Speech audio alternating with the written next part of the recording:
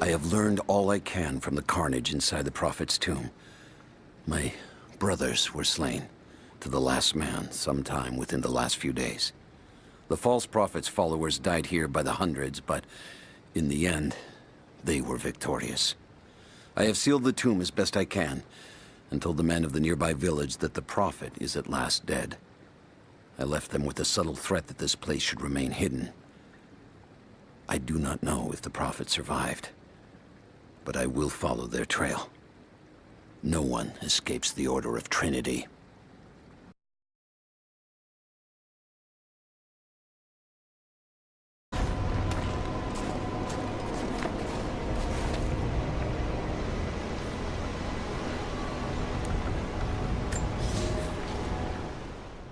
The Maria Adula is trapped.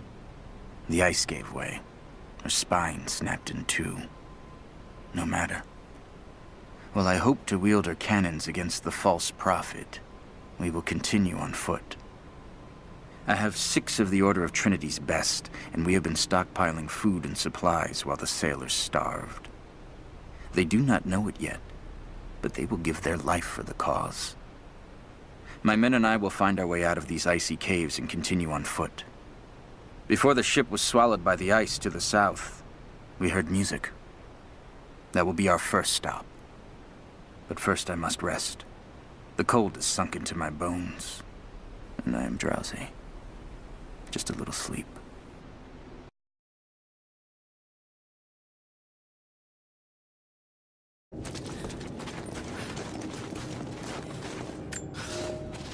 The Prophet and his followers have been traveling under cover of night, a crooked trail around the border of the Eastern Empire.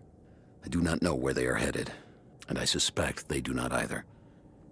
But they know we will not let them rest until this heresy is purged. The common folk of the borderlands give him shelter, and I find it curious that none who have aided him will tell me anything of use.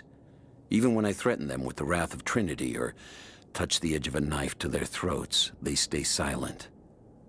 They die, never betraying what they know. The Prophet has a curious sway over people. All the more reason he must be silenced.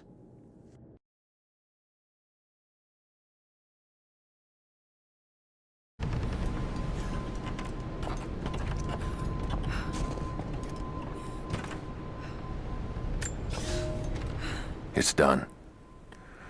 We'll die here, thanks to Corraldus and the madness of the Order of Trinity. My ship will never see water again. We entered the Glacial Sea too far into the winter. Would have been turned back, but Corraldus would not abandon this lost prophet. He and his dead-eyed warriors seized control. He forced the ship through shallow tributaries until we could go no further. Then he made my crew construct sled runners, and the bastard forced us to tow the ship over land. It was death and excommunication to deny him. But it was death either way. I will make sure he dies here, with us. I've always kept a little poison at the ready, in case the ship was taken. Now, it has another use.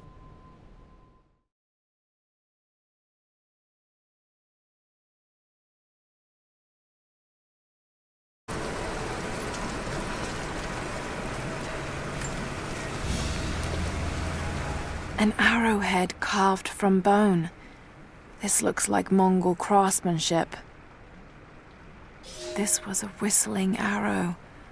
Mongol archers would fire these over their enemies to frighten and confuse them.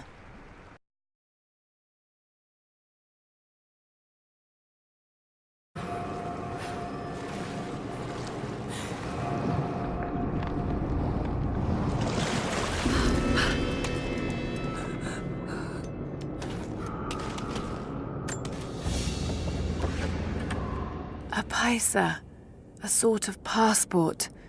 Whoever held this spoke with the authority of the Mongol Empire. It reads, "By the power of eternal heaven and order of the Empire, whoever does not show respect will be guilty of an offense."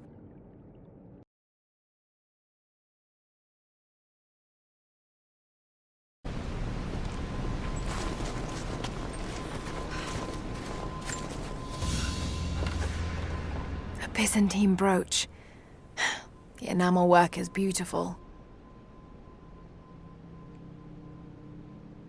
This portrait has been defaced.